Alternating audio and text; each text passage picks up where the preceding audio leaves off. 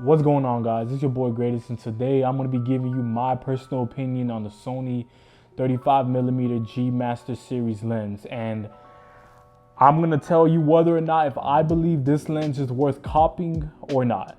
Let's get to the video. I came from being a Canon user for about, I'll say, 4 years until I switched over to the Panasonic series. So me making this switch from Panasonic to Sony, I kind of realized at a certain point that I kind of really need a lot more quickness and reliability coming from my camera. So that kind of caused me to switch to Sony, and the first lens that I had my eyes on was the Sony 16-35mm lens. I know this is not a video about that lens, but let me get to my story. That was the first lens I've ever used coming from the Sony. I've heard great things about the G Master series and how reliable, how quality the lenses are. Yes, it's quite expensive, I must admit, but as far as what it was doing for me, I definitely can say that is probably one of my best lenses in my arsenal. So I decided to purchase more G Master series lenses along the way, which will include the 24mm, which will include the 35mm, which we're reviewing today. But I have a 24-70mm on camera right now. That's my boy Keith's lens right there. So I stay very close to the G Master series as much as I possibly can because I really enjoy the reliability these lenses come with, the build quality, the sharpness. Everything about these lenses overall have always impressed me. But right now, I think this is the most important thing I think people need to know when they buy this lens, and the first things first. And these are my personal cons, and I will tell you my pros, but I think these are very important cons that everybody needs to know when it comes to purchasing this lens. The first con right now, and I'm pretty sure everybody knows what I'm about to say, is definitely the focus breathing. The focus breathing is possibly one of the biggest cons for this lens for me. When it comes to the type of style of shooting that I am used to, coming from the 16-35 and a 24mm lens, I've never had an issue with the autofocus when it came to those lenses. Because of the price point of this lens, the fact that it's a part of the G Master series, which you are expecting pure excellence when it comes to this series of glass, the focus breathing was quite disappointing.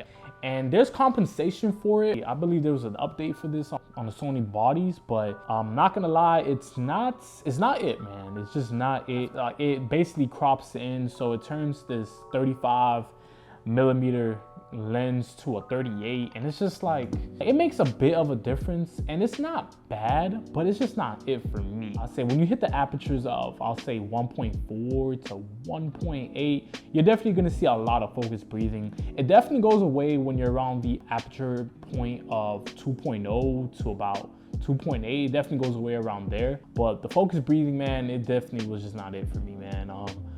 I'm just letting you guys know, if you are planning to purchase this lens and you are a big person on having the most reliable focus, this lens will not give you that right away.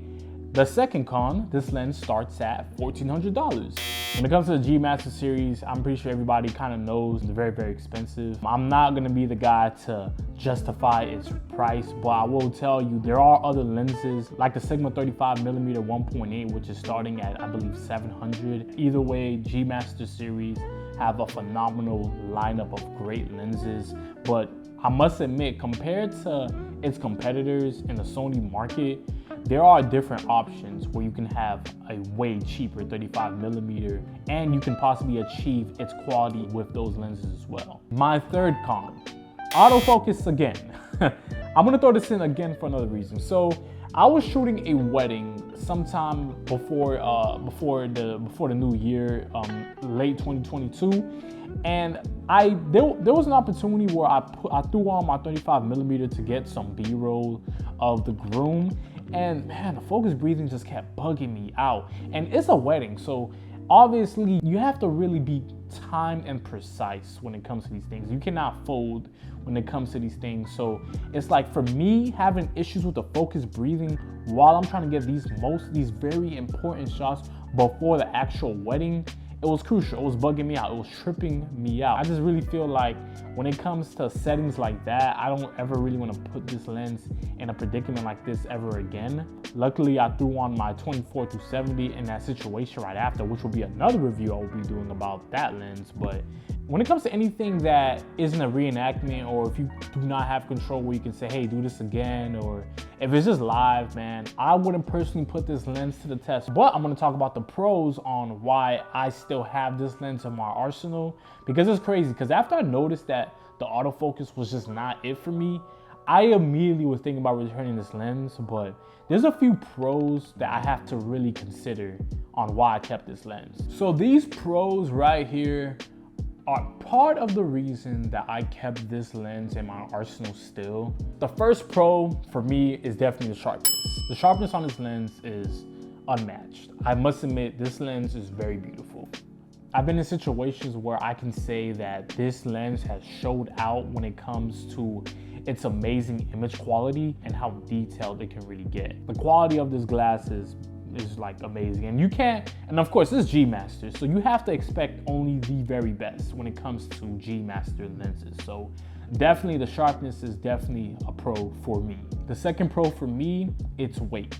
So coming from Canon and the Panasonic series, I was always using the Sigma glass, and man, let me tell you about something about that Sigma glass, man. The Sigma glass is amazing. I love the Sigma glass, but I must admit, you cannot tell me it's not heavy as shit. I'm sorry to even curse, but it's a very heavy lens. This lens only weighs about 1.2 pounds. That's something I really can say I need right now, especially when I'm taking the time to stabilize it and put it on my gimbal. Especially when on a gimbal, you can tire out your motors really fast, and obviously you have to put a lot more strength on making sure you're able to just hold the camera. And just having a lighter lens just makes it a lot more easier, simple. And I just appreciate the fact that this lens is very, very light, and it still has an amazing build quality on top of that. So definitely that was a big pro for me, because I definitely wanted to escape that when I came to Sony, having more lighter lenses but with great quality. And I could say this is a great quality lens, but definitely that was a big pro for me, just having a way more lighter setup. It just makes it easier, especially if you're on a gimbal or if you're on a handheld setup. It just makes it really smooth for me. And again, guys, this is my take. This is what I feel comfortable with. Number 3, the build quality on this lens. The build quality on this lens is something else. You're also able to switch functions on the aperture ring, so you can find out which one you feel more comfortable with while changing each aperture. And it's very convenient. I must admit, it's very, very convenient.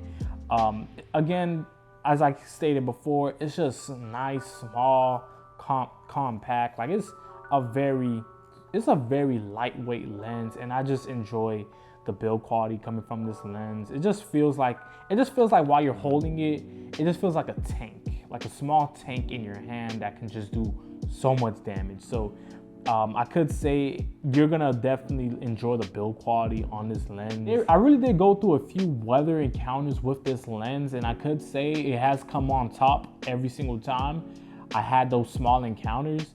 So I can definitely say weatherproof, yeah, it will definitely do its job. It's a very important pro for me. I just like making sure no matter what situation I'm in, my lens can survive, definitely. And I know you guys are gonna love this one, but definitely the bokeh.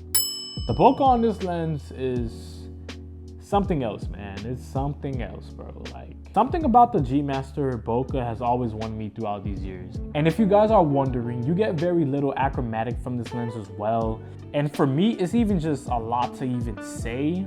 But I could just definitely say, image-wise, it kind of just won me over. Seeing how amazing this really looks, it just comes off so pleasing. It gives me this soft, dreamy feel that I've always loved about the Sony G Master series, and I definitely get this from the 35mm. It does have its own distinguished look, which I do appreciate. So yeah, overall, the bokeh is a definite pro for me. And again, guys, these are my opinions, so just don't hit me over the head with that. Overall, this lens is just great for everything. This lens has so much versatility when it comes to situations you can use it in. I've been able to use this lens for real estate videos, music videos, interviews, content creation. Like, there's just so much that I've been able to do so much with this lens. And I don't really take photos with this lens. The few times that I have taken photos with this lens, the quality was just amazing. Although I did take a big hit with the focus breathing, I could say the pros really was a big one for me. So when you sum everything all up, when it comes to the pros, for me outweigh the cons. Although I love my smooth autofocus, I just can't get that with this lens. And you know what? I have managed to adjust to that. I don't mind it. Hopefully in the future, there will probably be a part 2 of this lens one day, or a better overall Sony lens. Hopefully it'll match everything I'm looking for as far as in the pro section. I might just give that lens a chance, but for now, I'm fine with the G Master. So is the lens worth it or not? Now I'm gonna tell you guys right now. I could have not gotten these great looks if I did not use this lens. I truly believe that.